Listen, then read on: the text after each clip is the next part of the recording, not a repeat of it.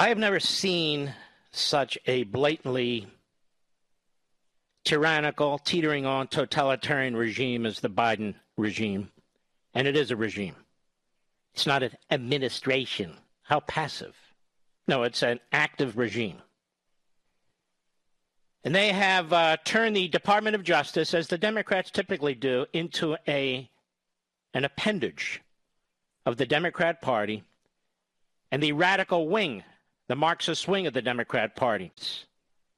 Outrageous anti-Semites appointed in this administration populate the Department of Justice. From the Associate Attorney General to the head of the Civil Rights Division and several others. It is appalling what's taking place here. And now they're going to sue the state of Georgia, the legislature of Georgia, under a law that was passed in 1965. Because they want you to believe that what's taking place here is an effort to repress, suppress, oppress, whatever, the black vote. In other words, Merrick Garland is a political hack doing the dirty work of the President of the United States, the sometime coherent Joseph Robinette Biden Jr. Lunch Bucket Joe. Now, this guy, Merrick Garland, was said to be a moderate when Obama nominated him to the United States Supreme Court. Garland is chief judge of the U.S. Court of Appeals in Washington, D.C., and is regarded as a moderate. He's seen as somewhat more moderate, maybe more closer to the center than some of the other judges the president might have chosen. Garland is a moderate, a centrist. Is widely believed to be a moderate liberal. What do we think about him? He's said to be a moderate, but good for business, bad for business? Barack Obama calling somebody a moderate doesn't make him a moderate. There's nothing moderate about Merrick Garland. He's a moderate, and as one of our writers put it, too moderate to fail. Garland is viewed as a moderate. From a conservative point of view, I don't think you could have a worse nominee than Merrick Garland. Why is that? There's nothing about him that is moderate. He is a moderate pick who is respected by both sides of the aisle. Merrick Garland is pretty conservative. And so he's like, I'll trick the Republicans. I'll nominate someone who has a lot of conservative positions. Centrist and moderate.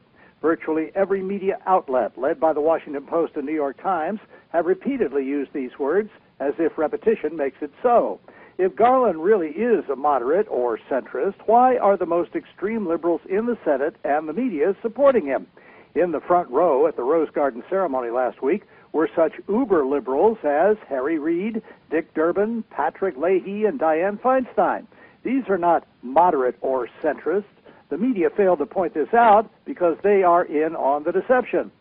I will tell you that I was proud to be in the Rose Garden when the president made his announcement. I think Merrick Garland is an extraordinary nominee for the U.S. Supreme Court. So you see how they lie. There's nothing moderate about this man. Just because he has long gray hair doesn't mean he's moderate. It means he's an unhinged radical with long gray hair. The law that Georgia passed is a perfectly legitimate piece of reform legislation. Moreover, they chose to make the decisions on behalf of the people of the state of Georgia, which is the job of the legislature as a whole, rather than individual mayors, individual judges of elections, the Board of Elections, and all the rest, which is their constitutional right. But we shall see, in the end, what the United States Supreme Court does. But this is what you need to keep in mind. Merrick Garland, his real name is Merrick, but we will call him Un-Merrick Garland, has already brought 2 local police forces under the control of the United States Department of Justice. But let's listen to what Garland had to say. Go ahead. Cuts 9, go. 2 weeks ago, I spoke about our country's history of expanding the right to vote. I noted that our progress on protecting voting rights, especially for Black Americans and people of color, has never been steady. What is he talking about? I've told you before, under the first section of the Voting Rights Act of 1965, or the Civil Rights Act of 1965, if there's any individual in this country who believes that their vote was in any way hampered or obstructed and so forth as a result of their race, they have standing automatically under that half-a-century-old law to bring a federal lawsuit. Our federal courts are not overwhelmed with these lawsuits because it doesn't happen. It almost never happens. This is an abuse of power by this Attorney General. Go ahead. Moments of voting rights expansion have often been met with counter efforts to curb the franchise. Excuse me, sir. It wasn't voting rights expansion. You notice how thoroughly, comprehensively, fundamentally now their argument has changed. We need these drop boxes because of social distancing.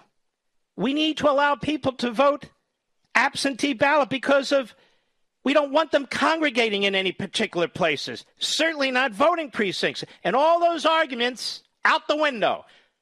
All those arguments are now out the window because it's all about race. And the Department of Justice couldn't be happier. Here's the truth about America.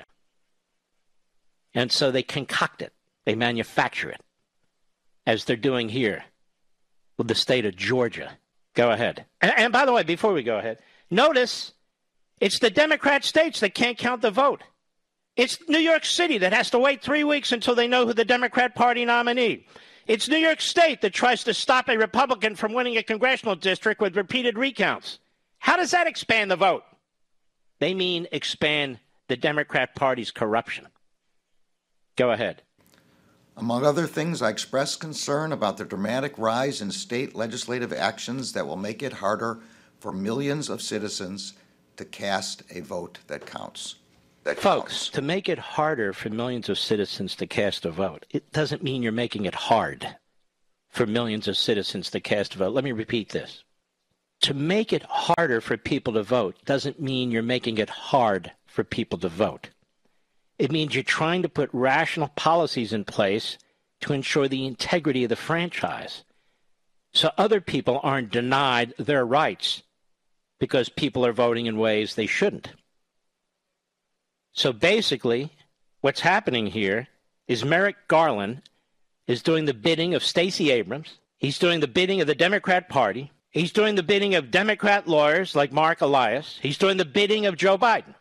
Nobody's prevented from voting. Since when is it so difficult to get a voter ID? It's not difficult in the least. 19 days of early voting. Wow, that's really suppressing the vote. Expanding the voting on the weekends in Georgia. That's really suppressing the vote. Just outrageous. Go ahead. I explained that the Justice Department is rededicating its resources to enforcing federal law. No, they're not. They're rededicating their resources to try and ensure that the next election, the election thereafter, and every election in the future is won by the Democrat Party. That's what they're doing. It's no surprise that he makes this announcement literally 24 hours after the Democrats fail with their effort at a national takeover of the election procedures. This is just the second shoe to drop. So they couldn't get what they wanted legislatively, which is one-party rule and the dissolution of any opposition parties, especially the Republican Party. That they couldn't get Democrats elected in purple and red states as a matter of fact, that is, as a matter of routine. They couldn't get the legislation passed, so in comes Merrick Garland. And Merrick Garland says, you know what, we're going to sue them under the 1965 Civil Rights Act. He waited. If they had won the vote in Congress, he would never have done this because he knows that the Democrats would have won the day. So he sat on it. Saw they lost the vote. Now he springs this. The Department of Justice has become corrupt, intellectually corrupt. It is a whacked out, hard left ACLU type operation. That's what it is. Filled with reprobates, miscreants, and malcontents who intend to use federal law to impose their will on the American people. Go ahead. In keeping that promise... shut up, you idiot. I'll be right back. Mark Levin.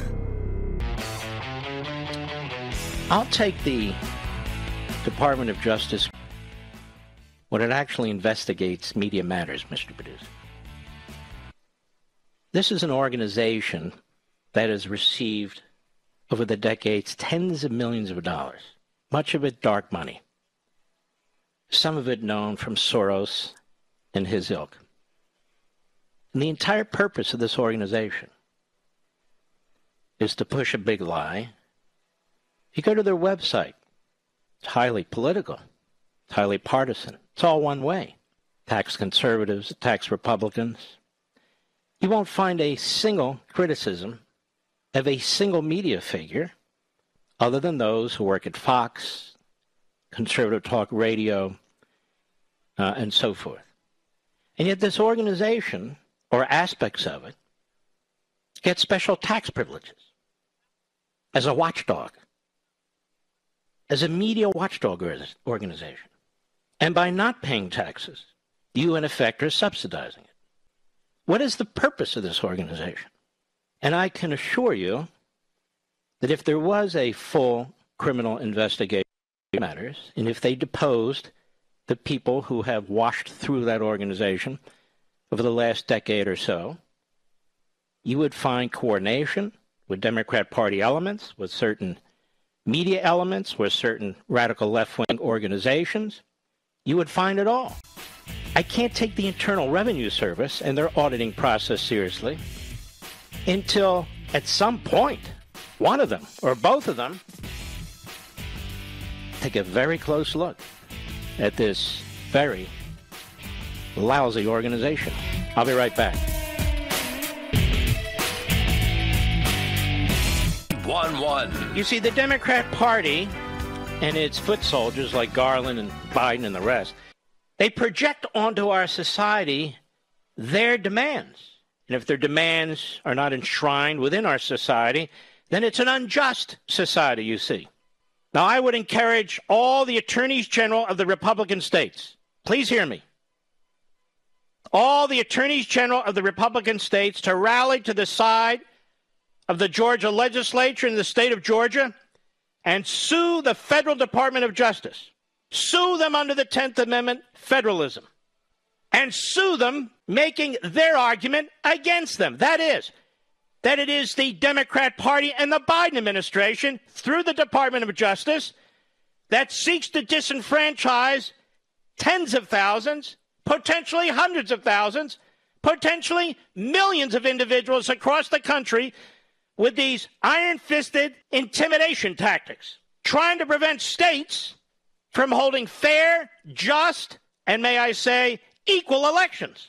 It's time for the Republican attorneys generals of this country to join forces, to help defend the state of Georgia, and then to take it to the Biden administration and the Department of Justice. And as I said earlier, the timing of what Merrick Garland has done here is not a coincidence, and it's not lost on me, although it seems to be lost on everybody else with a camera and a microphone. And that is, he waited to see the outcome of the vote that the Democrats were pushing to nationalize our elections, to federalize our elections in every town and village and city and county in this nation. And when it failed, then he announces this lawsuit. Not during the debate, not before the debate. And so the politicization of this process, the abuse of the taxpayer dollars, the abuse of the 1965 Civil Rights Act, turning it on its head. And that 1965 Civil Rights Act was passed in part to stop the Democrat states from abusing black voters. And now they try to use the 1965 Civil Rights Act to abuse all voters all across this country. And of course, they do it in the name of black people. Their tyrannical schemes, always in the name of somebody else. But tyranny is tyranny, and it cannot hide. Lady Justice, birthing person justice. And I want you to think about something. That the elderly gentleman who was the chief financial officer of these Trump businesses is likely to be indicted. And they want to indict him not because they care about him. They want to threaten him. They want to crush him. They want to force him to make some kind of plea deal against President Trump. You saw how they did that with other individuals at the federal level, where they tried. Unbelievable. Democrat prosecutors, in both cases, elected Democrat prosecutors. You see what the Democrat bar and Democrat judges are doing to Rudy Giuliani, one of the great lawyers in this country, suspending his license because they don't like what he said about the election. Now, think about that. The Democrat hack DA of Manhattan joined with the Democrat hack Attorney General of New York, trying to take out Donald, trying to prevent him from being the nominee, should he wish to be.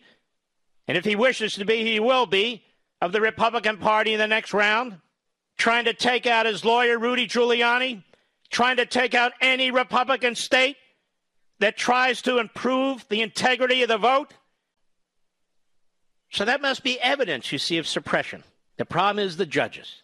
Which judge will get the case at the district court level? Then which panel will be chosen, randomly, of course, at the circuit court level? And it gets to the Supreme Court. What will the three Trump judges do? Well, two of them have been an enormous disappointment. Really terrible. And then we have Hollywood John Roberts, the Chief Justice of the United States. What will he do? Well, it's he, among others, who opened the floodgates to local, county, and state prosecutors going after presidents of the United States. We will rue the day. And it is my dearest hope, Media Matters, write this down, you putzes. It is my dearest hope that there are local, county, and state investigators and prosecutors looking deeply at the connection between Hunter Biden and his myriad acts and the language and the ties and emails and other place to old dad, Big Dummy Joe. And then maybe we'll have some local grand juries impaneled to take a good look at the President of the United States, Joseph Robinette Biden Jr. Why not? Why not?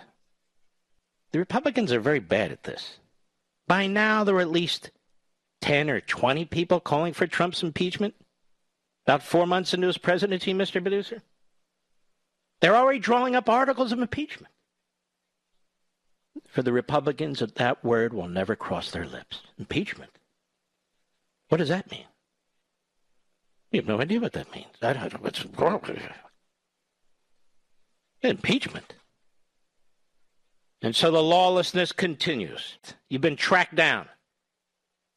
If you're a protester at the Portland courthouse, in the front door, out the back door. Lafayette Park, we don't even want to know your name. Certain protests are treated differently than others. It's really quite shocking. But here we are. American Marxism. Let's see. I have to take a break. We'll be right back.